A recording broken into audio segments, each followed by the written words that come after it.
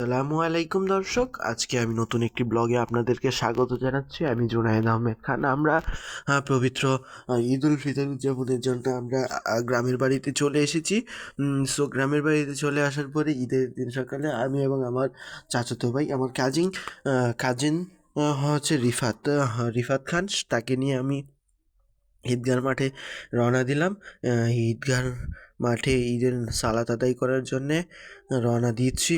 আমি হাঁটছি হেঁটে হেঁটে একটি রাস্তার মোড়ে এসে দাঁড়ালাম। সেখানে অনেক লোক আসা যাওয়া করছে।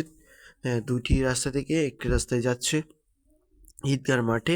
কালকে ছিল বৃষ্টি হয়েছিল, সেই জন্য রাস্তা কর্দমাক্ত। আমাদের এক বড় ভাইয়ের সঙ্গে দেখা হয়েছে। সেই বড় ভাই আমাদেরকে খুব আদর করে যত্ন করেন। আমি যখনই বাড়িতে আসি তখনই তিনি আমাকে অনেক আদর করেন এবং আপ্যায়ন করেন।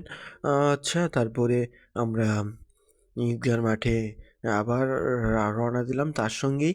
তারপরে আমরা আস্তে আস্তে যেতে যেতে আমাদের এখানে রাস্তার কাজ চলছে, সেই জন্যে আমাদের এই বৃষ্টি ভাঙা অনেক ভোগান্তিতে পড়তে হয়েছিল, কিন্তু এলাকাবাসী ভোগান্তিতে পড়তে দেয়নি।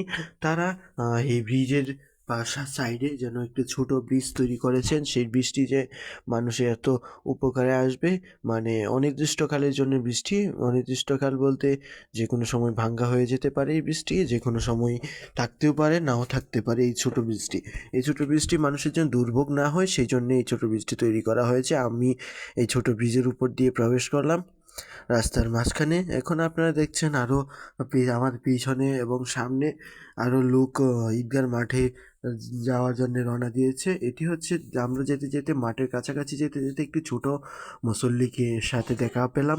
আর এই পুকুরটি হচ্ছে ঈদগার পুকুর, যেখানে মানুষ অজু করেন। তারপরে আমরা অজু করে ঈদগার মাঠে প্রবেশ করলাম। মাঠে প্রবেশ করে দেখি সামনে পুরোপুরি 8 থেকে 10টি লাইন, মানে কাতার ভরে গিয়েছে, এবং পিছনে 5 থেকে 7টি কাতার রয়েছে। এই ঈদগার মাঠটি আগে ছিল শোলাকিয়া ঈদগাহ, কিশোরগঞ্জের পরেই, মানে দ্বিতীয় অবস্থানে ছিল বাংলাদেশের মধ্যে। কিন্তু এখন আরও বড় বড় অনেক মাঠ হয়ে গিয়েছে, সেই জন্য এত বড় মাঠ আরও রয়েছে বাংলাদেশে। দ্বিতীয়তে এটি নাও থাকতে পারে, এখন এটির ইতিহাস আমার জানা নেই। সো এখন আমাদের এখানে কালেকশন চলছে এবং সভাপতি বক্তব্য দিয়েছেন। মাঠের সভাপতি যিনি বক্তব্য দিচ্ছেন, যারা টাকা দিবেন বা না দিবেন এরকম বক্তব্য দিয়ে তিনি শেষ করবেন। শেষ করে তারপরে আমাদের নামাজ শুরু হওয়ার জন্য আমরা অপেক্ষায় থাকছি। নামাজ শুরু হওয়ার জন্য আমরা অপেক্ষা করব।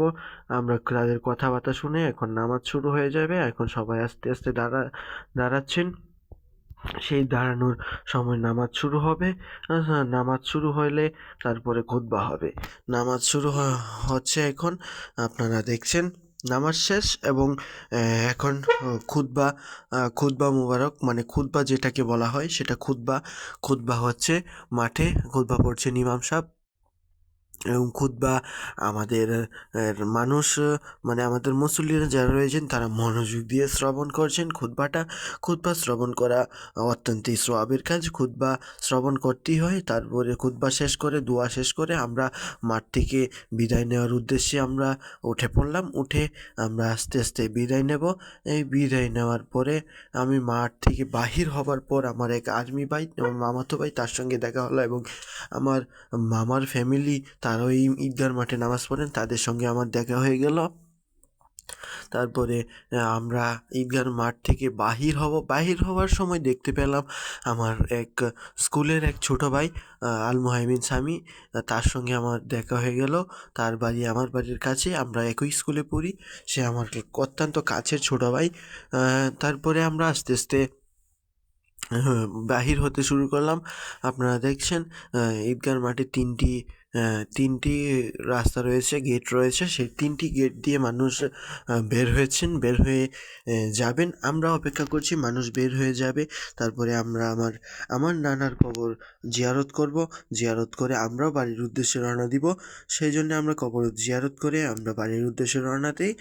আজকে আমরা ঈদের মৌসুমটি খুব ভালোভাবে পালন করি। ঈদ মুবারক। আজকে এই পর্যন্তই।